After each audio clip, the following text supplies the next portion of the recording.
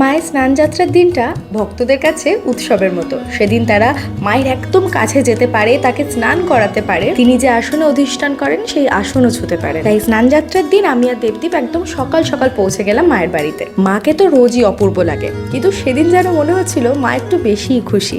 হবে নাই বা কেন বলো, তিনি তো ভক্ত বৎসল। এত ভক্তকে একসাথে দেখলে মা ভীষণ খুশি হন। আর সেই কারণেই তোমরা যখন কষ্ট করে মায়ের জন্য অপেক্ষা করো তাকে এক ঝলক দেখবে বলে, তিনিও কিন্তু একইভাবে অপেক্ষা করে তোমাদেরকে দেখবে বলে। এই প্রসঙ্গে আরো একটা কথা বলি, আগামী 24 তারিখ মঙ্গলবার মায়ের কিন্তু অমাবস্যার পুজো। মাত্র একটা ঘিয়ের প্রদীপ জ্বালিয়ে ওই দিন মায়ের আরতি আর পুজো হয়। তবে এবারে অমাবস্যাটা একটু বিশেষ। অম্বুবাচীতে তো সচরাচর সব দেবী মায়ের মন্দিরই বন্ধ থাকে, কিন্তু আমাদের শ্যামসুন্দরী মায়ের দরজা কিন্তু তার ভক্তদের জন্য সব সময় খোলা। ভিডিওটি তোমার বন্ধু, পরিবার, পরিজনের সঙ্গে শেয়ার করে সবাই মিলে একবার ঘুরে এসো মায়ের বাড়ি থেকে। স্নানের পরে মায়ের স্নিগ্ধ কোমল রূপ আমি পরবর্তী ভিডিওতে তোমাদের সঙ্গে শেয়ার করব। জয় মা শ্যামসুন্দরী।